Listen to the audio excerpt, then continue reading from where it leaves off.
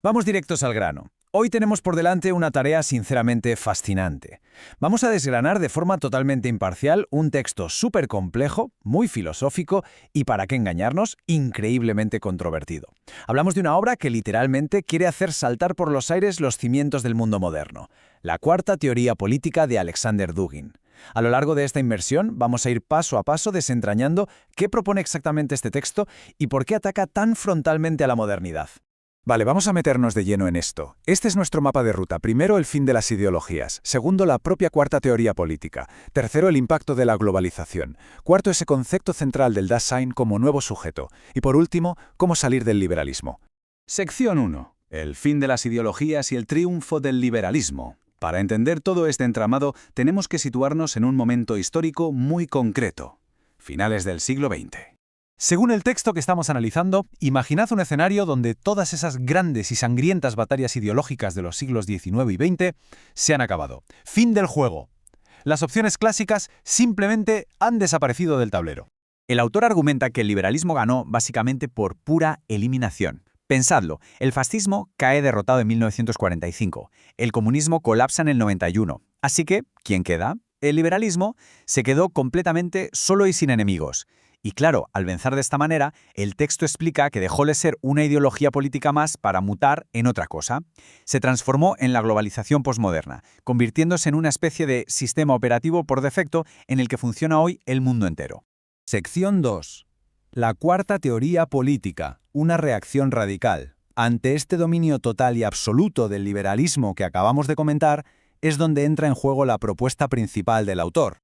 Y ojo, porque las fuentes son muy claras en cuanto a la intensidad de esta propuesta. Fijaos en esto, no estamos hablando de un simple desacuerdo parlamentario o de hacer unas cuantas reformas. El texto lo define literalmente como una llamada a una insurrección radical contra el mundo moderno. Es decir, romper sus esquemas y negar su lógica por completo. Y curiosamente, el libro señala que para destruir estos mitos modernos, la teoría podría hasta aliarse temporalmente con ciertas estrategias posmodernas.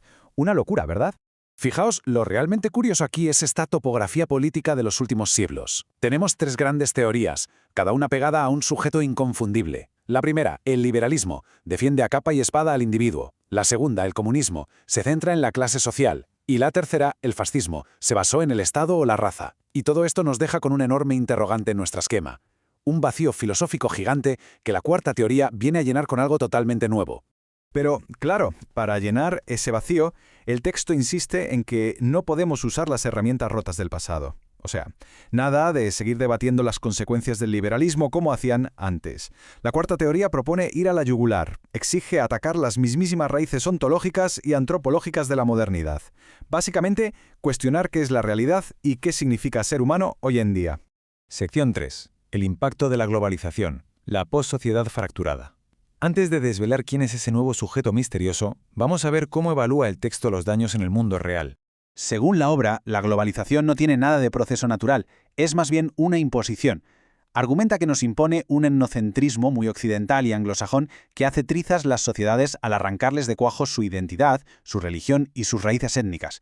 Aunque bueno, también reconoce que a veces esta apisonadora globalizadora fracasa, al chocar con culturas que están súper arraigadas.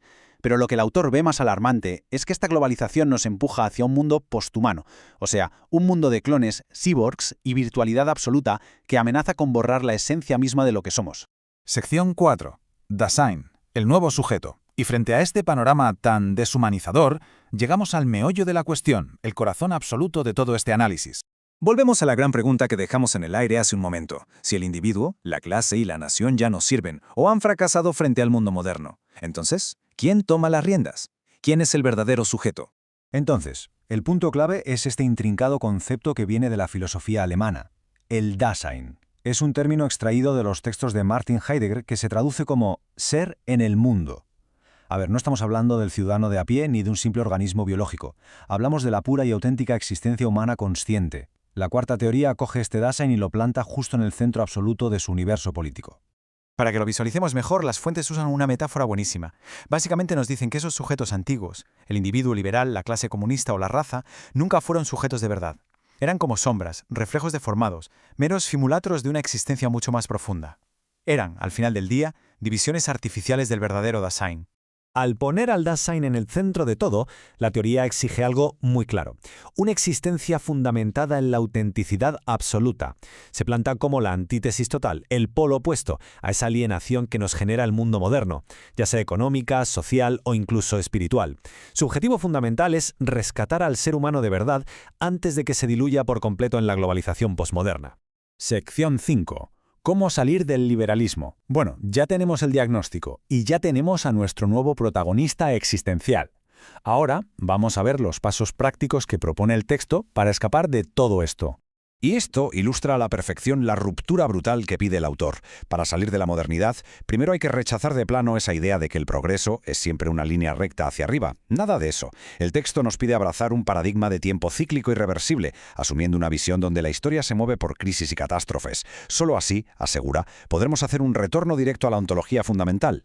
A un nivel mucho más práctico, es como si la teoría reciclara piezas del pasado para crear algo inédito. Propone coger ideas anticapitalistas del socialismo, pero ojo, quitándole de en medio todo su materialismo y su ateísmo. Y a la vez, sugiere tomar elementos conservadores de la tercera vía, pero arrancando de cuajo cualquier rastro de racismo o nacionalismo excluyente. Es un intento fascinante de forjar un arma ideológica completamente nueva, sin los errores del pasado.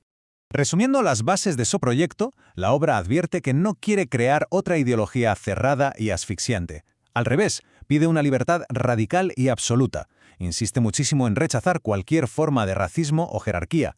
Pide confiar ciegamente en el destino del ser y, de una forma bastante poética, subraya que no hay que dogmatizarlo todo, dejando siempre un espacio en blanco para lo no dicho y lo no descubierto en la historia humana. Todo esto, inevitablemente, nos deja con una reflexión final inmensa. Hemos visto a lo largo de este desglose cómo este texto monumental propone demoler la modernidad globalizada, cambiando al individuo por ese concepto existencial del Dasein.